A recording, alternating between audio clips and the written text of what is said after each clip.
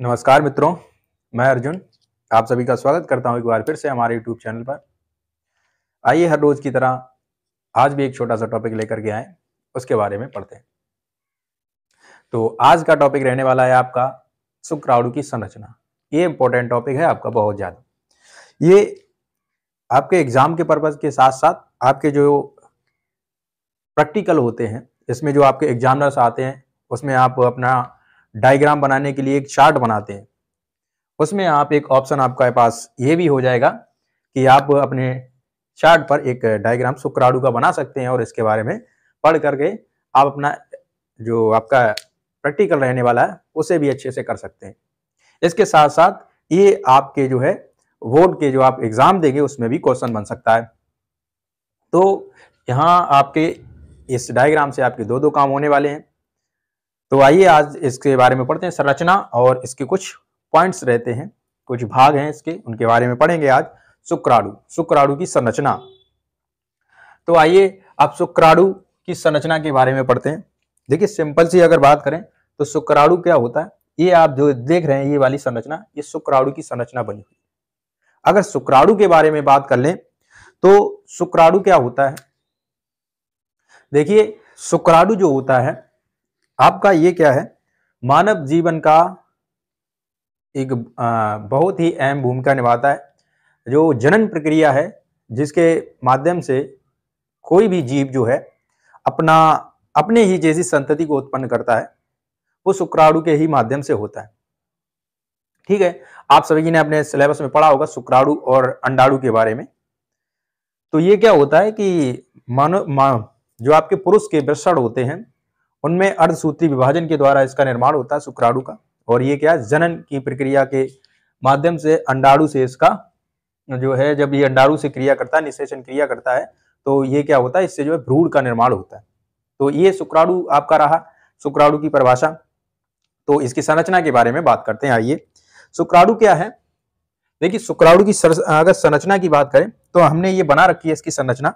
तो इसमें क्या है कि इसके जो शुक्राणु की ये संरचना देख रहे हैं, इसके 4 भागों में इसको विभाजित किया जाता है। 4 भागों में ये विभाजित होता है आपका। ये यहां से लेके यहां तक का आप भाग देख रहे हैं, जो यहां तक का, इसको बोलते हैं शीर्ष। इसको क्या बोलते हैं, शीर्ष। और इसके नीचे जो ये भाग, जहां से ये नीचे वाला भाग और ऊपर वाला भाग जुड़ा होता है, उसको बोलते हैं ग्रीवा। उसको क्या बोलते हैं, ग्रीवा। और ये जो नीचे वाला भाग आप यहां से लेके यहां तक का पूरा देख रहे हैं, इसको बोलते हैं मध्य भाग। इसको क्या बोलते हैं, मध्य भाग। ठीक है, और नीचे यहां से लेके ये पूरी संरचना आपको ये दिख रही है, इसको बोलते हैं पुच्छ या पूंछ। इन सभी का कार्य रहता है आपके शुक्राणु के गति कराने में, शुक्राणु को अंडाणु में प्रवेश कराने को। इन सभी पर बात करेंगे, इसके कुछ तथ्य हैं, इन पर बात करेंगे। आइए पहले इसी के बारे में समझ लेते हैं, फिर आपको शीर्ष और ग्रीवा, मध्य भाग और पुच्छ के बारे में कुछ छोटी सी परिभाषाएं आपको बताएंगे। तो आपको हमने बताया क्या, ये जो यहां से लेके यहां तक का आपका भाग है वो क्या इसको बोलते हैं क्या, शीर्ष भाग होता है। इसके अंदर अगर उपस्थित बात करें तो ये ऊपर वाला जो भाग होता है, इसमें एक द्रव भरा होता है जिसको बोलते हैं जीव द्रव्य कला। ठीक है, ये क्या होता है, ऊपर वाला भाग जीव द्रव्य कला कहलाता है। और ये जो मध्य का भाग आप ये देख रहे हैं, एक बिंदुनुमा संरचना हमने दिखाई हुई है, ये पूरी टोपीनुमा संरचना जिसको बोलते हैं। ठीक है, इसे बोलते हैं अग्रपिंडक। अग्रपिंडक या इसी को बोलते हैं एक्रोसोम। क्या बोलते हैं, एक्रोसोम। और यहां आपका ये जो द्रव भरा हुआ है, ये केंद्रक जिसको बोलते हैं, ये क्या होता है, केंद्रक। तो आप शीर्ष भाग में 3 तथ्य याद रखेंगे। क्या, एक तो ये शीर्ष भाग पर इसके रहता है जीव द्रव्य कला, और ये जो आपका अंदर टोपीनुमा संरचना ये आप देख रहे हैं यहां से लेके यहां तक की, इसको बोलते हैं अग्रपिंडक या एक्रोसोम। और यहाँ मध्य में इसके होता है केंद्रक उपस्थित, मध्य में होता है केंद्र उपस्थित। तो शीर्ष भाग के अंतर्गत आप जो है 3 तथ्य याद रखेंगे, जीव द्रव्य कला को, अग्रपिंडक को और केंद्रक को। अब आइए ग्रीवा पर। ग्रीवा क्या होता है, ये देखिए आप ग्रीवा देख रहे हैं, ये क्या होता है, ये आपके शीर्ष और मध्य भाग को जोड़ने वाला जो भाग होता है उसको बोलते हैं ग्रीवा। उसको क्या बोलते हैं, ग्रीवा। ये आपका ग्रीवा हो गया। मध्य भाग ये रहा आपका, यहां से लेके यहां तक का जो भाग है, पूरा यहां से लेके यहां तक का जो भाग है, इसको बोलते हैं मध्य भाग। इसमें आपके तारक केंद्र और माइटोकॉन्ड्रिया, तारक केंद्र, माइटोकॉन्ड्रिया और इसके अलावा भी बहुत सारे पदार्थ उपस्थित होते हैं, जिसमें इंपॉर्टेंट आपकी माइटोकॉन्ड्रिया और तारक केंद्र आप ध्यान रखेंगे इसमें। ठीक है। और ये नीचे के भाग इसको बोलते हैं पुच्छ। पुच्छ में एक तंतुमय आवरण उपस्थित होता है। ये जो है पुच्छ पर तंतुमय आवरण उपस्थित होता है, पुच्छ पर, ये तथ्य याद रखेंगे। तो आइए कुछ इनकी परिभाषा आपके किताबी लैंग्वेज में आपको कैसे लिखनी है उस पर बात कर लेते हैं। तो शीर्ष, शीर्ष को देखेंगे। शीर्ष क्या है? ये एक बड़ा सा अगुणित केंद्रक होता है। शीर्ष जो है क्या होता है? एक बड़ा सा अगुणित केंद्रक होता है जो फूला हुआ घुंडीदार होता है। इसमें एक टोपीनुमा संरचना होती है जिसको एक्रोसोम या अग्रपिंडक, अभी मैंने जो आपको बताया यहाँ, ये जो टोपीनुमा संरचना होती है इसको क्या बोलते हैं? एक्रोसोम या अग्रपिंडक उसको बोलते हैं। ठीक है। और इसका काम क्या होता है एक्रोसोम का? ये एक्रोसोम जो है अंडाणु की झिल्ली को नष्ट करने में संयोगी होता है। अर्थात जब ये अंडाणु में प्रवेश करता है शुक्राणु, तो उसकी जो झिल्ली होती है उसको भेदने का कार्य करता है आपका क्या? एक्रोसोम। तो ये हो गया आपका एक्रोसोम का कार्य, अगर आपसे पूछा जाएगा। और ये हो गई शीर्ष की परिभाषा, शीर्ष भाग की परिभाषा। इसी प्रकार से आप देखेंगे क्या, दूसरा भाग हमने आपको ग्रीवा जो इसकी बताई। ग्रीवा मतलब गर्दन इसकी जो जिससे शीर्ष भाग और मध्य भाग जुड़ा हुआ होता है। ठीक है। ये क्या है? यह छोटा भाग होता है, इसमें तारक केंद्र उपस्थित होता है जो शीर्ष व मध्य भाग को जोड़ता है। ये तारक केंद्र जो अभी हमने बताया आपको, ग्रीवा के पास ही आपका क्या होता है? तारक केंद्र भाग उपस्थित होता है। ये क्या करता है? ये शीर्ष और मध्य भाग को जोड़ने का कार्य करता है आपका क्या? ग्रीवा। तो ये आपकी क्या होगी? ग्रीवा। अब यही नीचे के भाग जो आपका मध्य भाग है, इसकी बात करें। मध्य भाग को कैसे आप परिभाषित करेंगे?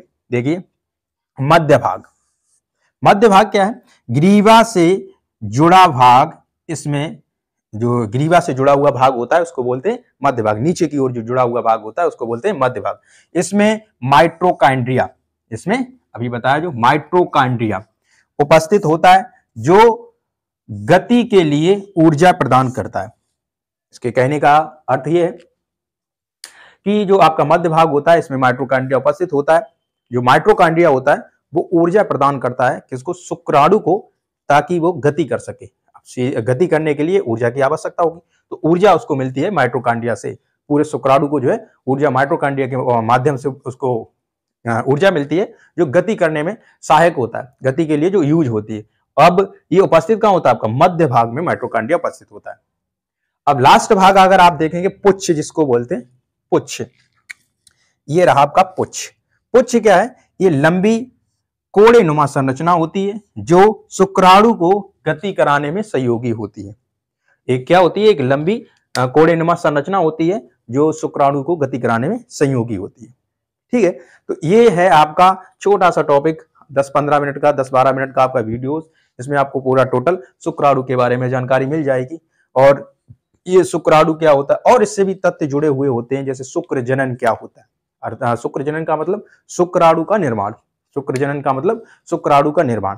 तो यदि आप इस डायग्राम को अपने चार्ट पर प्रैक्टिकल के लिए बनाते हैं, जो अगर इसको बनाएंगे तो इसके साथ साथ और भी कुछ तथ्य हैं, उनको भी आप लर्न कर लें, उनको पढ़ लें थोड़ा सा, ताकि अब अगर आप ये डायग्राम बनाते हैं तो आपसे जो एग्जामिनर होगा आपका, वो इन्हीं से क्वेश्चन पूछेगा, इस डायग्राम से ही रिलेटेड आपके क्वेश्चन पूछेगा। और शुक्राणु का अगर आपने बनाया तो शुक्राणु से संबंधित पूछेगा। तो ये आपके दो काम आपके यहाँ से हो सकते हैं। एक तो आप इसे अपने एग्जाम के लिए तैयार भी कर सकते हैं, और दूसरा एक जो चार्ट बनाते हैं आप उस पर भी बना सकते हैं। एग्जामिनर में भी आपका जो एग्जामिनर आएंगे तो उनसे भी आपका ये काम हो जाएगा यहाँ से, और आप याद तो हो ही जाएगा उसको जब आप बनाएंगे पढ़ेंगे। तो इसी के साथ साथ एक छोटा सा तथ्य और है इसमें, क्या कि अगर आपसे बोला जाए कि मनुष्य के जो शुक्राणु स्खलन होता है उसमें जो है एक बार में लगभग कितने शुक्राणुओं की संख्या स्खलित होती है, ये क्वेश्चन आप ध्यान रखेंगे। लगभग आपके 30 से 40 करोड़ शुक्राणुओं की संख्या जो है वहां से स्खलित होती है, लेकिन उनमें से मात्र एक ही शुक्राणु जो है आपका क्या होता है, जो अंडाणु में प्रवेश कर पाता है। एक ही शुक्राणु जो है प्रवेश, कभी कभार ऐसा होता है एक से ज्यादा भी प्रवेश कर जाते हैं जब जो है जुड़वा संतानें उत्पन्न होती है। ठीक है। तो ये शुक्राणु से संबंधित आज का आपका टॉपिक था। उम्मीद करते हैं आपको ये समझ में आया होगा। ये डायग्राम ज्यादा इंपॉर्टेंट रहता है। ठीक है। तो आज के लिए फिलहाल इतना ही। इंटरेस्टेड वीडियो के लिए हमारे चैनल को सब्सक्राइब कर लें और अपने जो आपके इष्ट मित्र हैं उनको भी पास ये शेयर करें। चलिए तो मिलते हैं अगले वीडियो में नए टॉपिक के साथ, तब तक के लिए धन्यवाद।